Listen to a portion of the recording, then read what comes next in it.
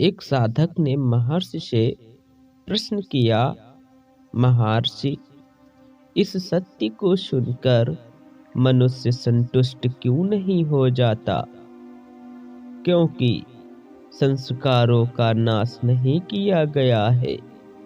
जब तक संस्कारों का नाश नहीं हुआ है, संदेह और गलत धारणाएं बनी रहेंगी। इन संदेहों को दूर तथा गलत धारणाओं को नष्ट करने के लिए सारे उपाय किए जाते हैं।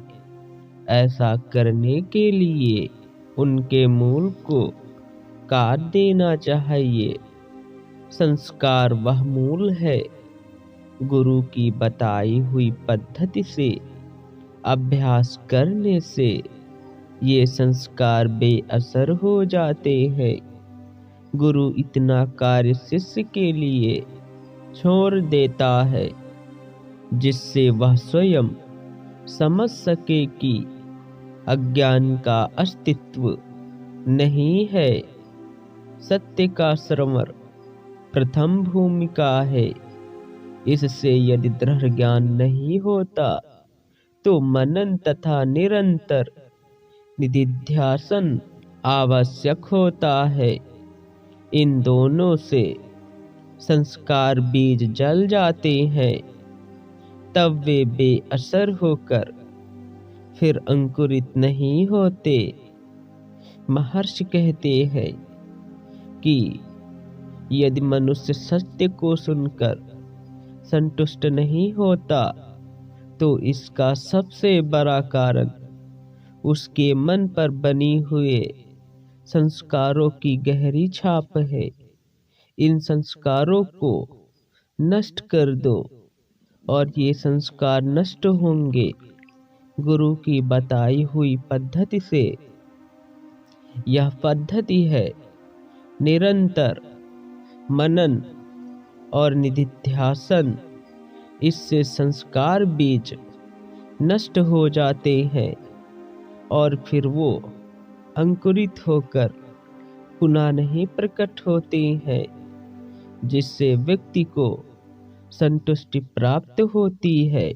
फिर आगे महर्षि कहते हैं, कुछ असाधारण लोग सत्य को केवल एक बार सुनकर दृढ़ ज्ञान प्राप्त कर लेते हैं। ये आगे बढ़े हुए परिपक्व साधक होते हैं। नए साधकों को ज्ञान प्राप्त करने में अधिक समय लगता है। महर्षि, अविद्या कैसे उत्पन्न हुई? अविद्या उत्पन्न नहीं हुई। उसका अस्तित्व सच्चा नहीं है। जो है वह विद्या ही है। तो महर्षि, मुझे साक्षात्कार क्यों नहीं होता?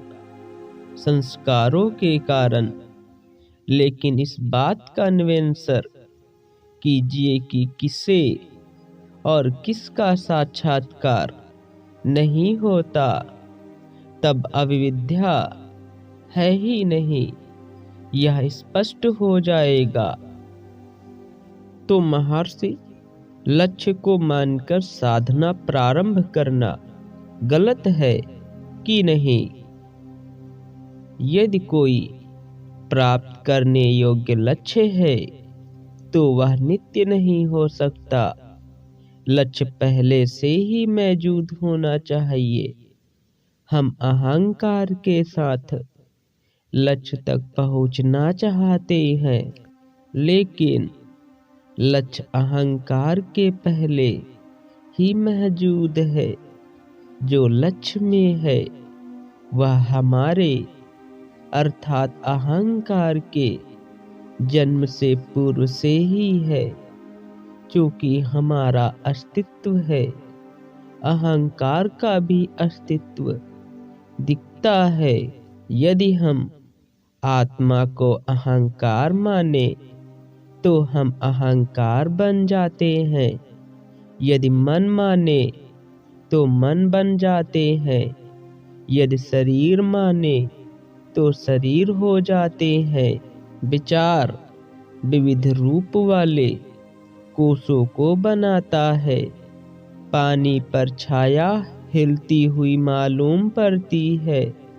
क्या कोई उस छाया का हिलना रोक सकता है? यदि उसका हिलना बंद हो जाए तो आप पानी को नहीं, केवल प्रकाश को देखेंगे।